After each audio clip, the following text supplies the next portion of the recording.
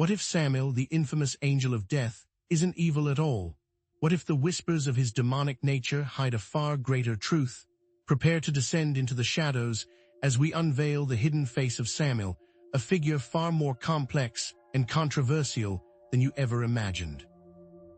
SAMAEL is no simple demon of lore, but a figure shrouded in mystery, a being whose story stretches across the Abrahamic faiths, a lightning rod of divergent interpretations. From Jewish mysticism to Christian demonology and even echoes in Islamic tradition, SAMAEL emerges as the angel of death, the accuser, the serpent of Eden, a tapestry woven with threads of dread and awe. But understanding this complex figure, this dark angel, is crucial, for it forces us to confront uncomfortable questions about divine justice, free will, and the very nature of good and evil that shapes our existence. In this video, you'll discover the shocking connection between SAMAEL and Lilith, the first woman, and how their bond reveals the darker aspects of human nature and the hidden powers of the divine feminine. We'll also uncover the forbidden knowledge SAMAEL offered Eve in the Garden of Eden and explore how it might have been the key to unlocking human consciousness, forever changing the course of humanity. Stay with us until the end, and you'll understand why SAMAEL is called the Venom of God, a necessary poison that purges the world of impurity and tests the very limits of faith. This video challenges the common portrayal of SAMAEL as a purely malevolent force, arguing that he embodies a necessary and often misunderstood aspect of divine judgment, carrying out cosmic directives. To truly understand SAMAEL, we must peel back centuries of theological bias and explore the hidden layers of his symbolism, deconstructing the duality of angel and demon, destroyer and purifier. Now some might dismiss SAMAEL as a mere boogeyman, a convenient scapegoat for the problem of evil, or a product of outdated religious dogma. But understanding SAMAEL is about understanding ourselves, our deepest fears, and the complex forces that shape our world, a world where light and darkness are eternally intertwined. Religious scholars and occultists alike have debated SAMAEL's true nature for centuries, and the answers are far from simple and perhaps unsettling. So let's begin our journey into the heart of darkness and light as we explore the many faces of SAMAEL, the Venom of God. But what if the demonic portrait of SAMAEL that has been painted for centuries is nothing more than a carefully constructed illusion, obscuring a far more intricate and, dare we say, vital truth? What if, behind the terrifying mask of the angel of death, lies a figure of immense importance within the divine plan, a being whose role is as essential as it is unsettling? For centuries, SAMAEL has been branded as a purely malevolent force, a tempter, a destroyer, the very embodiment of evil. But how much of this perception is based on historical fact, and how much is the product of theological agendas and deliberate misinterpretations? The challenge in understanding SAMAEL lies in separating the layers of myth, legend, and religious dogma that have accumulated around him over time, obscuring the original image, if such an image ever truly existed. Religious authorities, seeking to consolidate power and enforce specific doctrines, may have found it convenient to demonize SAMAEL, transforming him into a scapegoat for the problem of evil and a warning against straying from the accepted path. As we delve deeper into SAMAEL's story, we must constantly question the sources and motivations behind his negative portrayal. Is it possible that we have been deliberately misled, that a crucial piece of the cosmic puzzle has been hidden from us? Could SAMAEL represent a necessary, albeit uncomfortable, aspect of the divine, a force of judgment and transformation without which the universe would stagnate and decay? To begin to truly understand SAMAEL, we must first trace his origins back to the early traditions where he wasn't always depicted as a force of pure evil. In early Jewish texts, SAMAEL appears as a high-ranking angel in God's celestial court, a powerful and respected figure with important responsibilities. These texts often describe SAMAEL as a member of the heavenly host, a being of immense power and authority who carried out God's commands with unwavering obedience. He was not yet the rebellious demon of later lore, but a vital part of the divine order, a trusted servant of the Almighty. However, over time, a gradual shift occurred in SAMAEL's portrayal, with negative attributes and associations with evil slowly beginning to emerge. This transformation was not sudden or complete, but rather a gradual process of demonization that unfolded over centuries. As Jewish thought evolved, so too did the image of SAMAEL, reflecting changing theological concerns and cultural influences. So how did this high-ranking angel become the demonic figure we know today? This brings us to the crucial question of SAMAEL's various roles and epithets, each offering a glimpse into the complex and often contradictory aspects of his character. SAMAEL is known by many names: the angel of death, the accuser, the serpent in the Garden of Eden, the venom of God. Each of these titles carries a symbolic significance, revealing a different facet of SAMAEL's multifaceted nature. As the angel of death, SAMAEL is not simply a bringer of destruction, but also a guide, leading souls from this world to the next. As the accuser, he tests humanity's faith and exposes its flaws, challenging individuals to confront their own imperfections. As the serpent in the Garden of Eden, he offered forbidden knowledge, potentially awakening humanity's consciousness and setting it on the path of self-discovery. And as the venom of God, he represents a necessary poison, a force of judgment and transformation that purges the world of impurity. But is SAMAEL a free agent, acting independently, or is he merely an instrument of God's will, a necessary evil carrying out the divine plan? The answer to this question remains one of the most debated aspects of SAMAEL's character. To explore these enigmatic aspects, let's turn to specific textual examples. In the Talmud, Kabbalah, and Midrash, we find numerous accounts illustrating SAMAEL's different roles and attributes.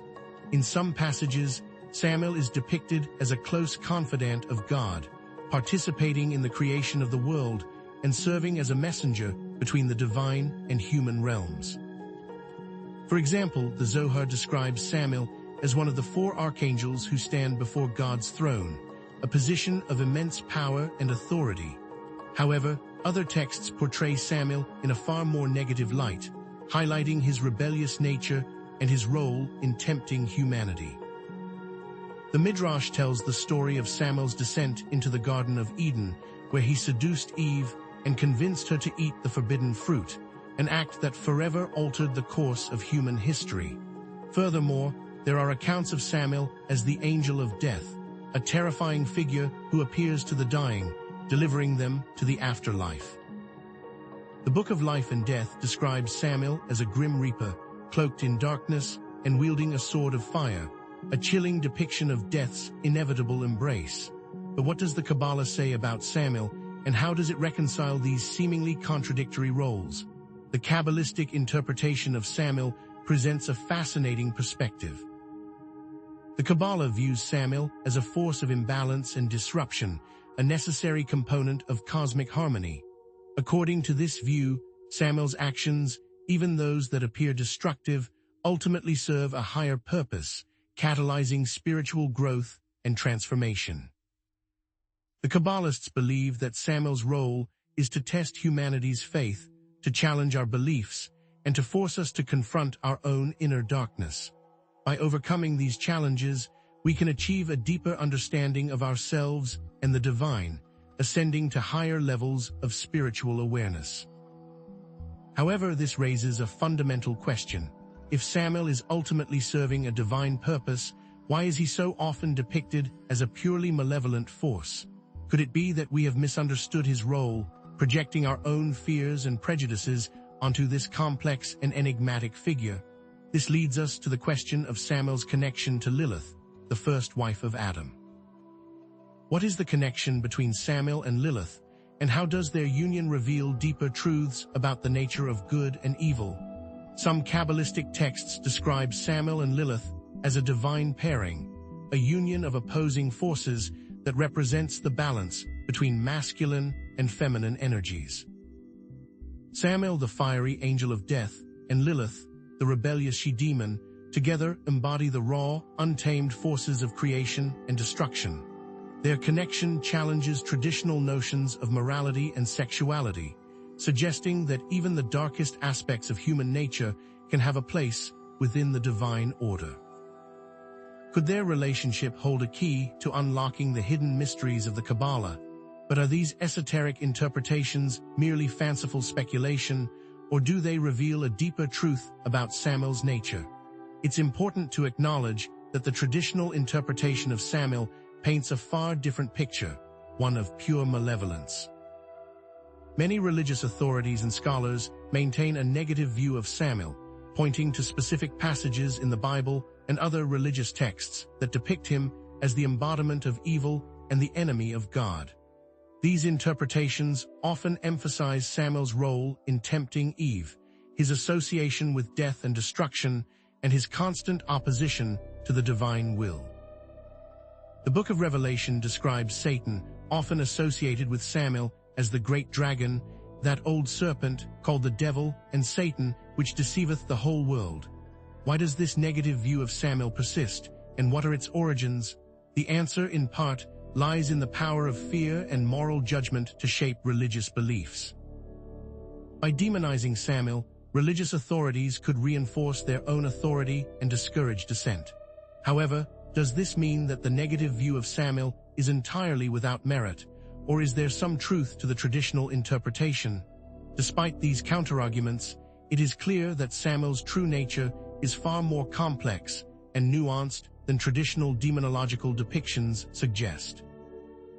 Throughout this exploration, we've seen how SAMAEL has been portrayed as both a high-ranking angel and a rebellious demon, a force of creation and destruction, a tester of faith and a punisher of sin. These contradictions and ambiguities challenge us to question our assumptions and to consider alternative interpretations. The weight of evidence suggests that SAMAEL represents a necessary aspect of the divine, a force of judgment and transformation that challenges us to confront our own darkness. He may be the venom of God, a necessary poison that purges the world of impurity and helps us to evolve spiritually. Is it possible that, by demonizing SAMAEL, we have blinded ourselves to a crucial aspect of our own spiritual development? But what if the most scandalous whispers surrounding SAMAEL, the tales that link him to the seductive demon Lilith, are not mere slander, but a forbidden key to unlocking the deepest secrets of creation? What if their intertwined destinies reveal a cosmic drama far more complex and challenging than traditional religious doctrines dare to admit? The connection between SAMAEL and Lilith stands as one of the most controversial and misunderstood aspects of SAMAEL's mythology, a partnership that defies conventional views of good and evil. To even suggest a link between a high-ranking angel and a demonic entity is enough to send shivers down the spines of orthodox believers. Is this merely a demonic alliance, a perverse union of darkness? Or could their relationship be a symbolic representation of opposing forces, a necessary tension within the fabric of reality? Perhaps this union represents not a cosmic struggle, but a divine dance, a delicate balance between opposing energies that sustains the universe. Does their connection reveal hidden truths about the very nature of creation and the human experience, truths that have been deliberately suppressed for centuries?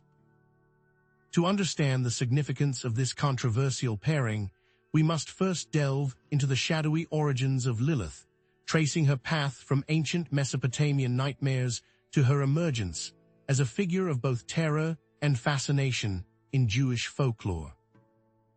Long before she was known as Adam's rebellious first wife, Lilith haunted the dreams of ancient civilizations as a demon of the storm, a bringer of chaos, and a threat to the fragile balance of life.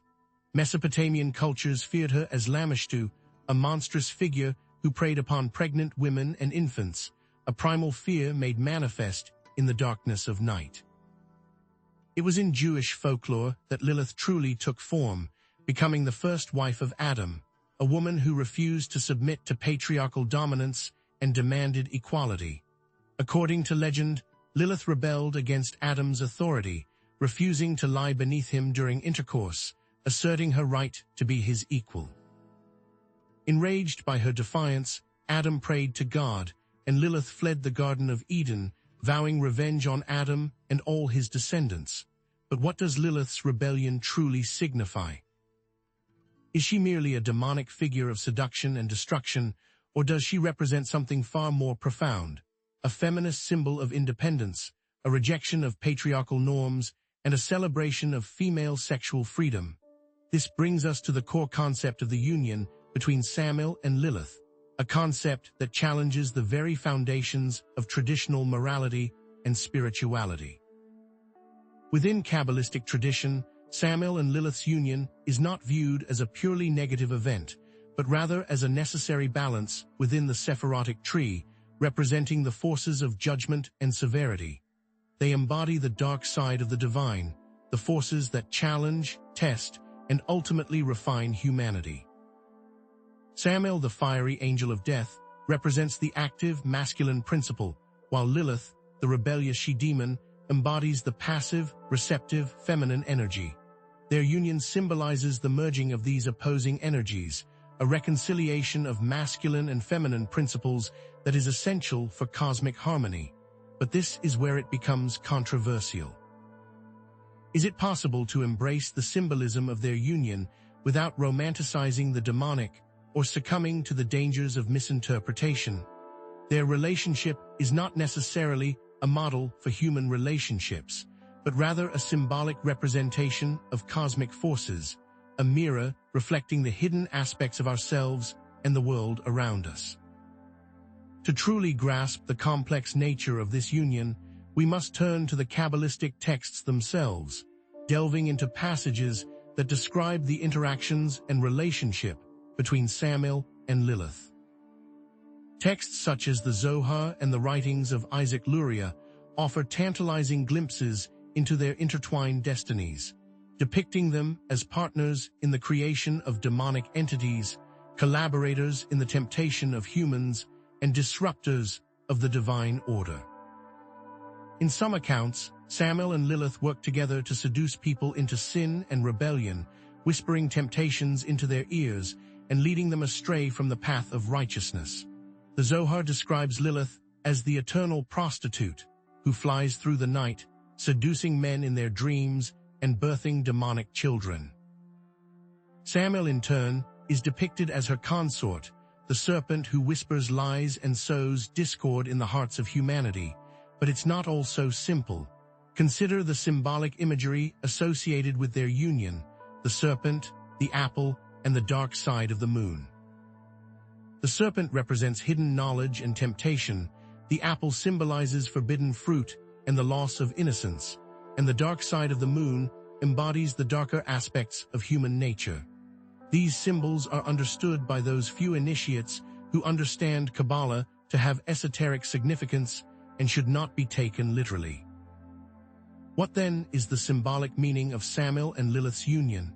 What does it tell us about human sexuality, spirituality, and the very nature of evil?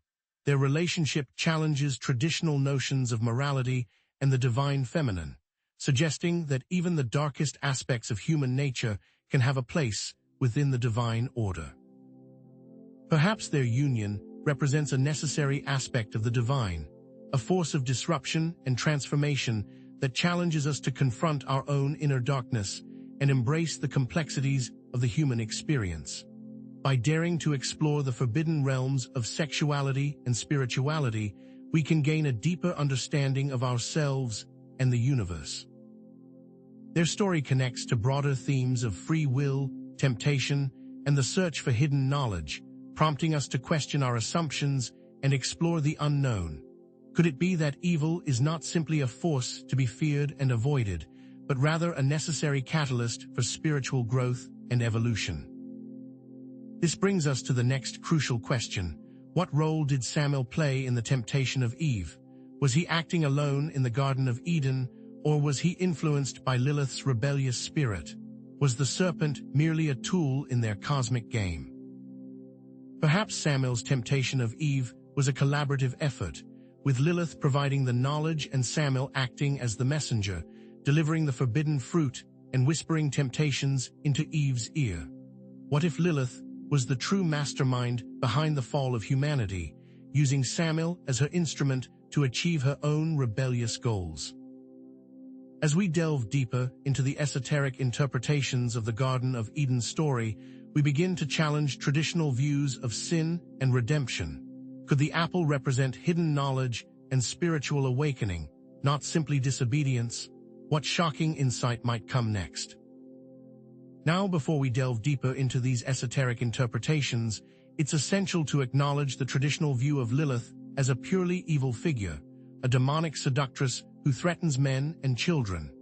Many religious authorities and scholars maintain a negative view of Lilith, citing specific passages in the Talmud and other religious texts that depict her as a dangerous and destructive force. According to this view, Lilith is a demon of the night who seeks to harm newborn babies and seduce men in their sleep. Her image is one of pure malevolence, a creature to be feared and avoided at all costs. Why do these negative views of Lilith persist?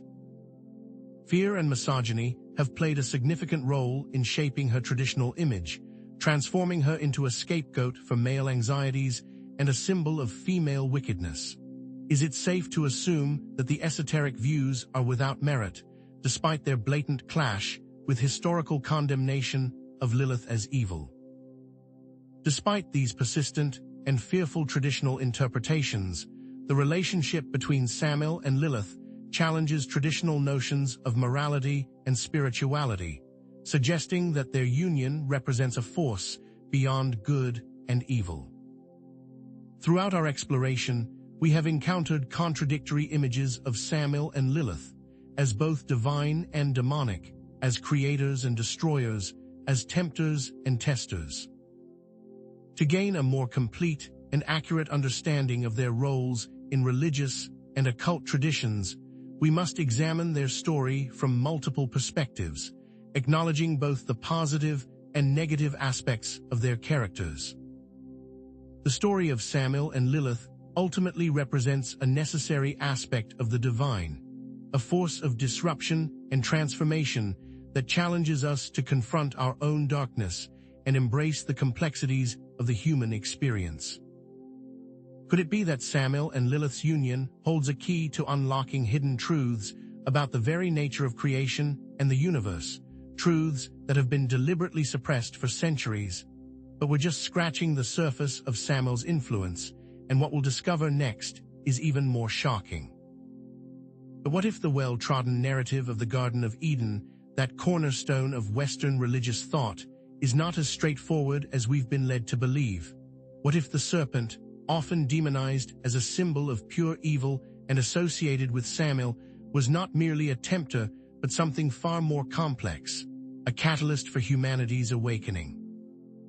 Could it be that this story, so deeply ingrained in our collective consciousness, holds a hidden key to understanding the true nature of SAMAEL and his role in the divine plan? Perhaps, by daring to question the traditional interpretation, we can uncover a profound truth about the origins of humanity and the eternal struggle between good and evil. Was the taking of the fruit of knowledge a sin or a necessary step in our evolution? This brings us to a pivotal question. Could SAMAEL's actions in the Garden of Eden have been a necessary catalyst for human evolution and the development of consciousness? Imagine a world where humanity remained in a state of blissful ignorance, devoid of curiosity, unaware of its potential. Was it not necessary for some force, even if perceived as rebellious, to shatter that illusion and awaken humanity to its true potential? Perhaps the fruit of knowledge was not a curse, but a gift, a spark that ignited the flame of self-awareness and set humanity on a path of self-discovery. To consider this concept is not to excuse evil, but to ask a serious question. Could SAMAEL have been acting, not against God, but in accordance with a higher, more intricate divine plan? To truly understand this alternative interpretation, it's necessary to revisit the traditional account of the temptation of Eve from the book of Genesis. Here the serpent, often associated with SAMAEL, appears as a cunning deceiver, preying on Eve's curiosity and manipulating her into disobeying God's command. We see Eve, tempted by the promise of knowledge and power, succumbing to the serpent's allure and partaking of the forbidden fruit. Adam, in turn, follows Eve's example, sealing humanity's fate and triggering their expulsion from the idyllic paradise of Eden. Consider the key players: the serpent's deceptive words, Eve's disobedience, and the consequences faced by them all, and consider that this framework has shaped Western religious and moral views for centuries. But should it? The prevailing interpretation paints SAMAEL as the serpent, as a purely malevolent force, a tempter who led humanity astray and caused their expulsion from paradise. He is seen as the embodiment of evil, the adversary of God, and the source of all human suffering. This interpretation emphasizes the concept of original sin, the idea that humanity is inherently flawed and in need of redemption. The fall, as it is known, is viewed as a catastrophic event that plunged humanity into a state of sin, guilt, and separation from God. This framework has been used to justify moral codes, social hierarchies, and systems of religious authority for millennia. But is this a fully accurate picture, or is there something deeper to be understood? The theological implications of this traditional interpretation are profound. The story of the fall has shaped Western religious thought for centuries, influencing our understanding of sin, guilt, redemption, and the nature of God. It has been used to justify the need for salvation through faith and the importance of obedience to divine authority. The concept of original sin has been a source of both comfort and anxiety, offering a framework for understanding human suffering while also imposing a heavy burden of guilt and responsibility. This prevailing viewpoint establishes the serpent as evil, but what if we turn our focus to esoteric interpretations? Now let's turn our attention to the esoteric interpretations of the Garden of Eden story, interpretations that focus on the concept of gnosis and the awakening of consciousness. Gnosis, derived from the Greek word for knowledge, refers to a direct, experiential knowledge of the divine, a spiritual illumination that transcends intellectual understanding. It is a knowledge that is not acquired through study or instruction, but is rather revealed through inner experience and contemplation. Gnosis offers a path to liberation from the limitations of the material world and the illusions of the ego. But how does it relate to the apple, and what does any of this have to do with SAMAEL? Esoteric interpretations suggest that the fruit of the tree of knowledge represents access to hidden wisdom and the ability to perceive reality beyond the limitations of the physical senses. It is not simply a symbol of disobedience, but a catalyst for spiritual awakening. The apple symbolizes the potential for human beings to become aware of their true nature and their connection to the divine. By partaking of the fruit, Eve and Adam gained the ability to distinguish between good and evil, truth and falsehood, reality and illusion. This marked the beginning of their journey towards self-awareness and spiritual enlightenment. But enlightenment from whom? This brings us to a core tenet of Gnostic thought, that YHWH is a demiurge. In many Gnostic systems, YHWH, the God of the Old Testament, is not seen as the ultimate, benevolent creator, but rather as a lesser, flawed deity known as the demiurge. The demiurge is often depicted as an ignorant, arrogant, and even malevolent being who created the material world as a prison for human souls.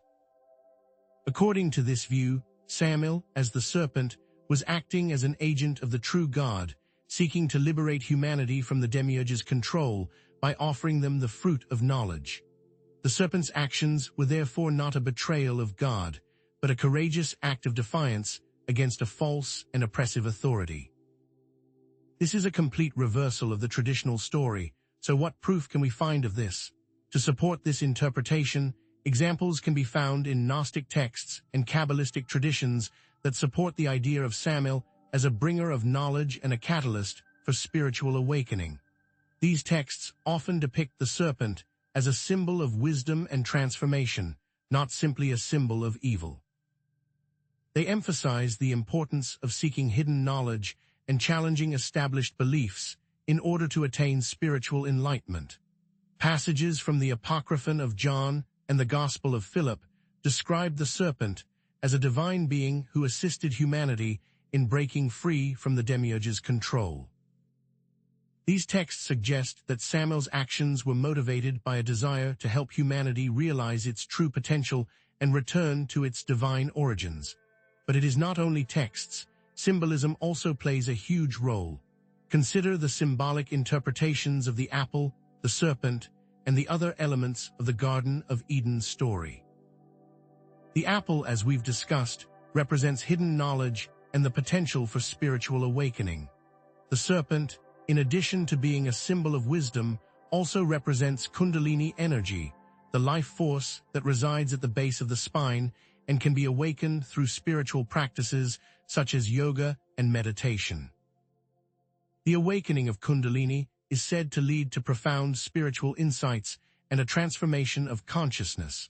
The Garden of Eden itself can be seen as a metaphor for the human psyche, with the tree of knowledge representing the potential for self-awareness and the tree of life representing the potential for immortality.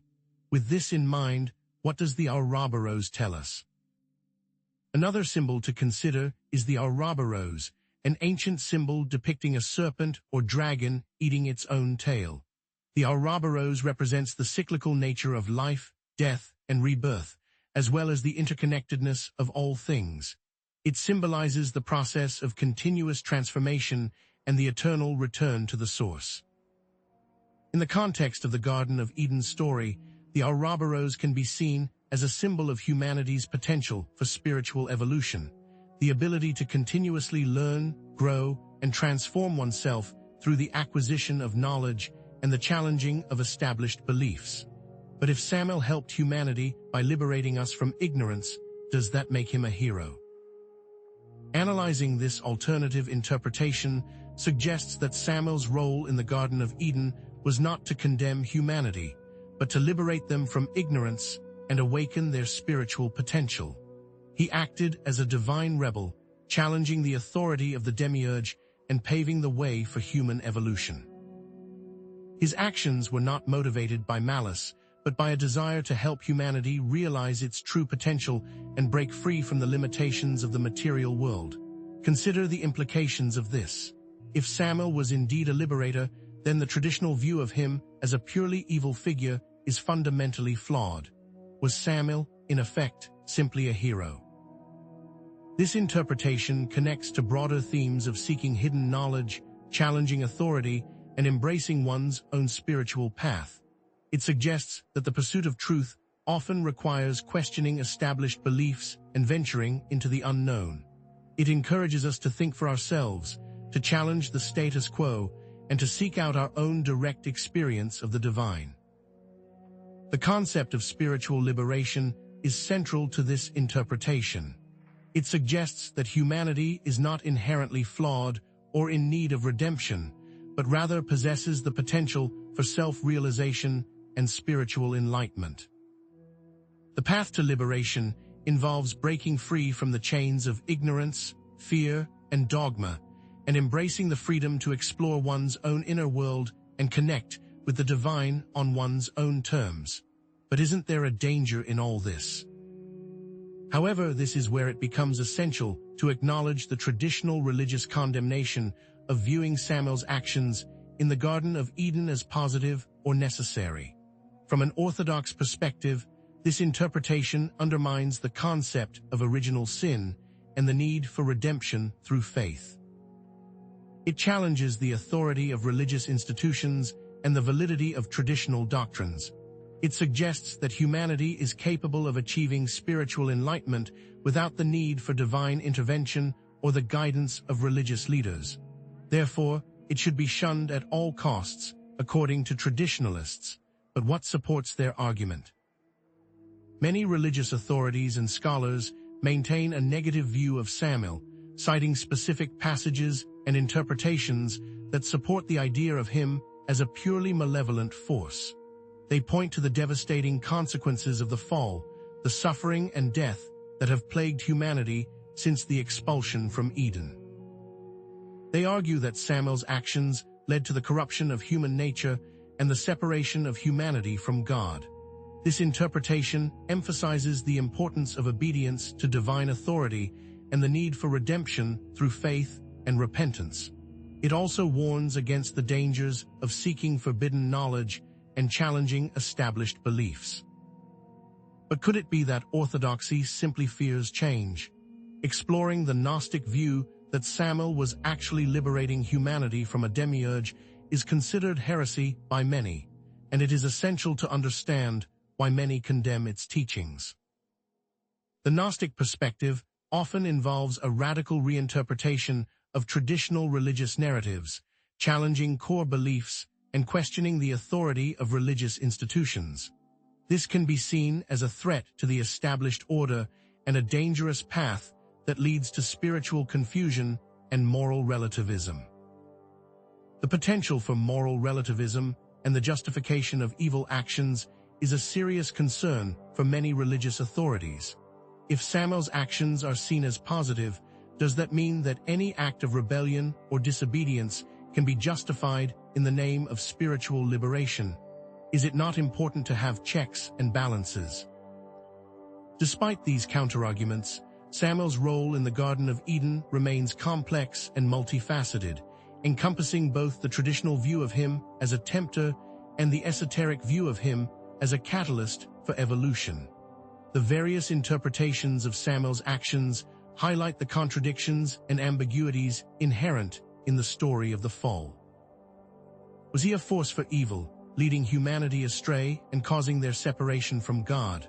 Or was he a divine rebel, challenging the authority of the demiurge and paving the way for human evolution? Or perhaps, was he something in between? Examining SAMAEL from multiple perspectives is crucial to gain a more complete and accurate understanding of his role in religious and occult traditions.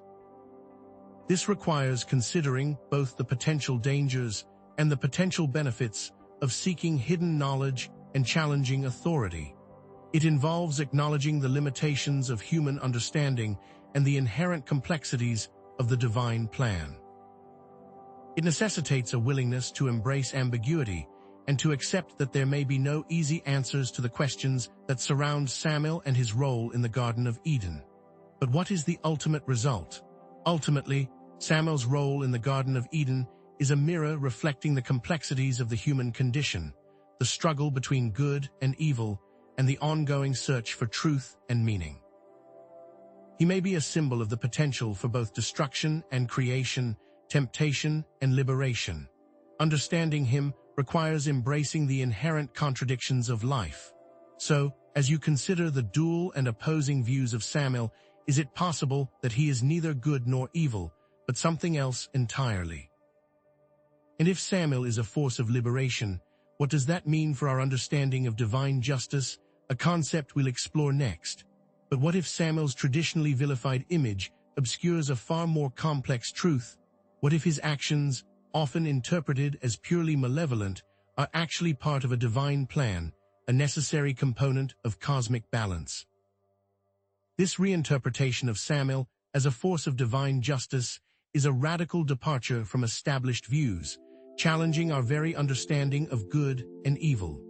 It's a controversial perspective, to be sure, but one that offers a potentially illuminating lens through which to examine SAMAEL's motivations and actions. To consider SAMAEL as an agent of divine justice requires that we confront uncomfortable truths about the nature of God, the universe, and even ourselves.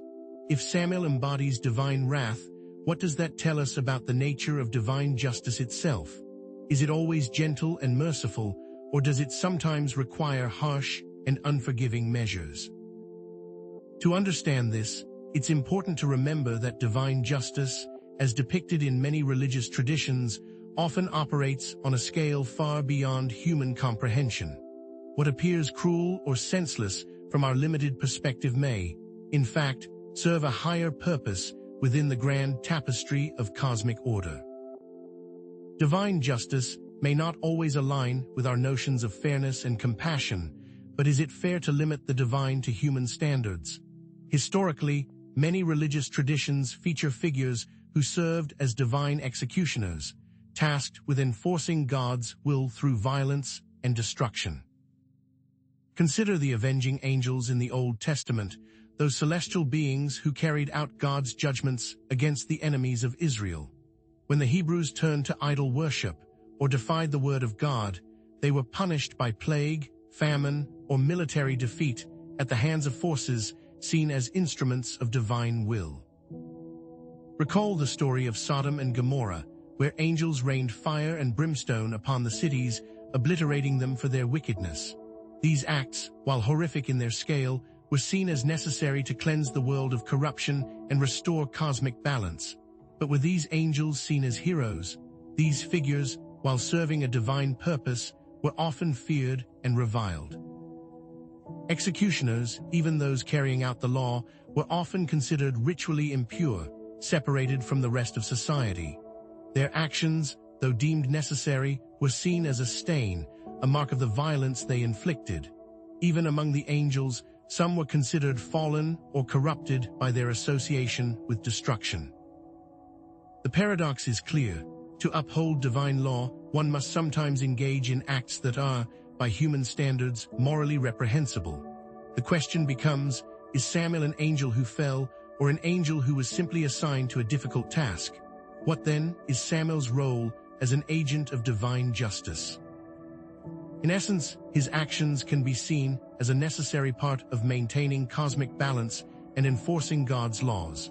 Even those actions that appear cruel or destructive are ultimately intended to serve a higher purpose, even if that purpose is beyond our limited understanding.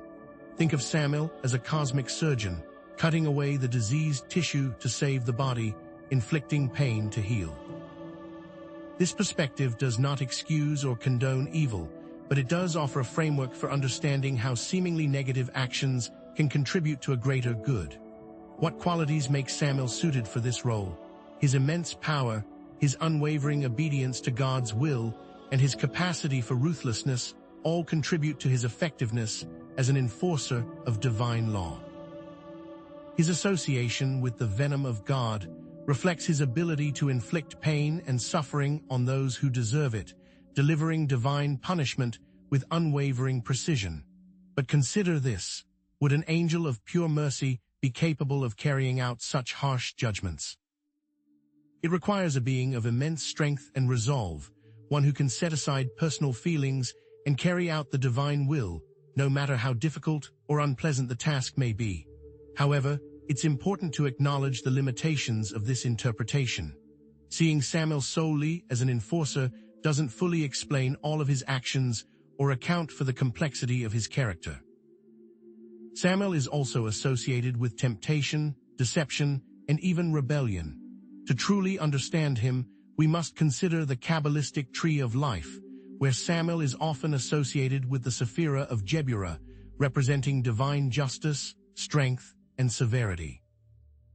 Jebura, while essential for maintaining balance, must be tempered by Hesed, the Sephira of mercy and loving kindness, lest justice become tyrannical. Is this duality merely a paradox, or does it reveal a fundamental truth about the nature of the divine? Religious texts and traditions offer numerous examples that support the interpretation of SAMAEL as an agent of divine judgment. Consider the accounts of SAMAEL punishing the wicked in the afterlife, inflicting torments and suffering on those who have transgressed divine law. In some traditions, hell is not simply a place of eternal fire and brimstone, but a cosmic prison where souls are purged of their sins through suffering and remorse.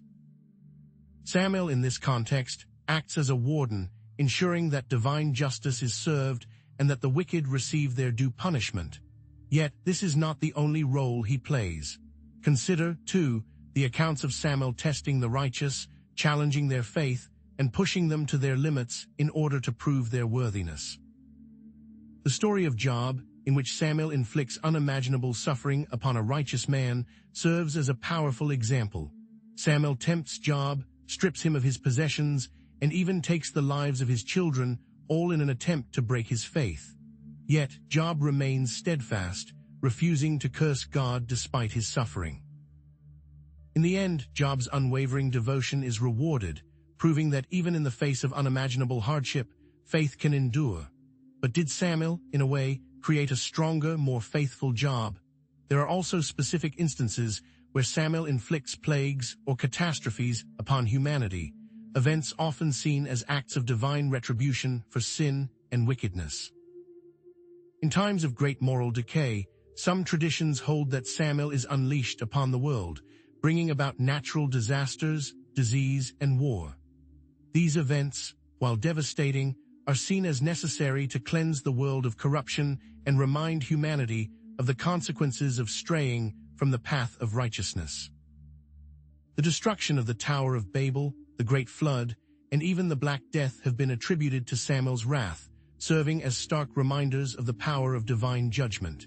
Is this punishment truly just, or is it simply an excuse for brutality? What are the implications of viewing SAMAEL not as inherently evil, but as a servant of God carrying out difficult and often unpleasant tasks? This interpretation suggests that even the most destructive forces can serve a divine purpose, upholding cosmic justice and maintaining balance. Just as a doctor may inflict pain to heal a patient, SAMAEL's actions, while often harsh and unforgiving, are ultimately motivated by a desire to uphold divine justice and maintain cosmic order. It is an uncomfortable truth, to be sure, but one that forces us to confront the complexities of good and evil and the nature of divine sovereignty. But are we capable of wielding such power responsibly? This interpretation connects to broader themes of free will, divine sovereignty, and the nature of evil. It suggests that evil may be a necessary consequence of free will, a shadow that exists alongside the light. SAMAEL, in this context, serves as a constant reminder of the potential for human beings to choose the wrong path, to stray from the divine will and embrace darkness. He is a force that challenges us to confront our own inner demons and strive for righteousness. What it all boils down to is what is written in the stars. But are humans capable of distinguishing between good and evil? However, this view of SAMAEL as a force of divine justice is not without its challenges. It can be difficult to accept, as it seems to justify acts of violence and destruction in the name of God. How can we reconcile the idea of a benevolent God with the horrors that SAMAEL inflicts upon humanity?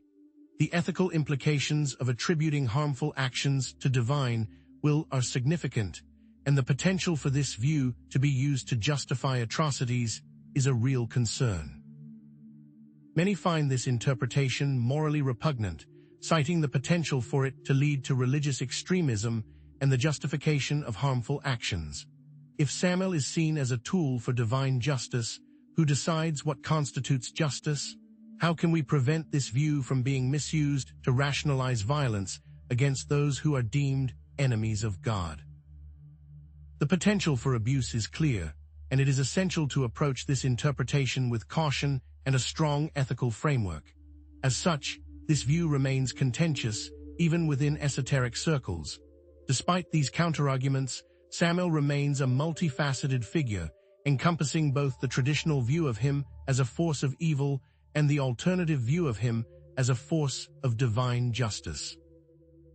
Understanding the complexities and ambiguities of his character is essential to gaining a deeper understanding of the nature of good and evil, justice and mercy. Ultimately, SAMAEL represents a necessary aspect of the divine, a force of judgment and transformation that challenges us to confront our own darkness and strive for spiritual growth.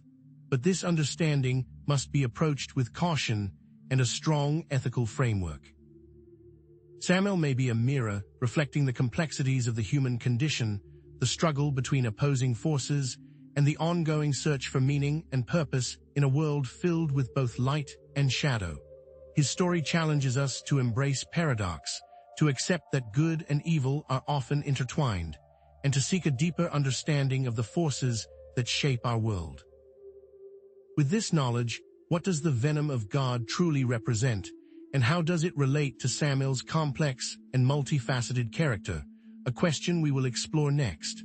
As we conclude this exploration of SAMAEL, it is essential to acknowledge the multifaceted and often contradictory nature of the information we've uncovered. From his lofty position as a high-ranking angel to his descent into the depths of demonization, SAMAEL's story is one of constant transformation and reinterpretation. With that, let us take a moment to reflect upon the journey we have taken together. In summary, we have journeyed from SAMAEL's initial portrayal as a celestial being of immense power and authority to the complex and controversial figure he became, demonized in some traditions, yet re-envisioned in others. We have explored his multifaceted nature, delving into his ambiguous relationship with Lilith, the esoteric interpretations of his role in the Garden of Eden, and the challenging concept of him as a force of divine justice, an instrument of divine wrath. Throughout this exploration, we have seen the recurring theme of duality, the delicate balance between seemingly opposing forces, good and evil, creation and destruction, light and shadow. But what does SAMAEL's story truly mean? What are the broader implications of grappling with such a complex and controversial figure? Ultimately, SAMAEL's story speaks to the universal human struggle to understand the nature of good and evil, the complexities of free will versus determinism, and the profound challenges of divine justice. What does SAMAEL's very existence tell us about the nature of God, about the universe, about ourselves? How do we reconcile the seemingly contradictory aspects of the divine will, the simultaneous capacity for both mercy and wrath, creation and destruction? Understanding these implications is crucial because it forces us to challenge our assumptions about morality, authority, and the hidden forces that may be shaping our world, even now. It is not easy to grapple with such complex and potentially disturbing ideas, to confront the darker aspects of religious history and esoteric belief. However, within this challenge lies the opportunity for greater understanding, for a more nuanced perspective on the forces that shape our world and our own inner landscapes. SAMAEL's story invites us to embrace paradox, to accept that good and evil are often intertwined, and to seek a deeper understanding of the forces that shape our world, which means it is up to each of us to form our own conclusions about SAMAEL's true nature and his ultimate significance. SAMAEL, the Venom of God, remains a mirror reflecting the inherent contradictions of the human condition and the eternal struggle between light and shadow. If you found this exploration of SAMAEL informative or thought-provoking, please give this video a like. Subscribe to the channel to join a community of like-minded individuals interested in exploring esoteric knowledge, challenging conventional thinking, and uncovering the hidden truths that lie beneath the surface of our world. Stay tuned for upcoming videos on related topics, such as other controversial figures in religious history and deeper dives into Kabbalistic symbolism. We're committed to providing you with access to hidden knowledge, challenging established beliefs, and encouraging intellectual exploration. See you in the next video. May your search for truth lead you through the shadows.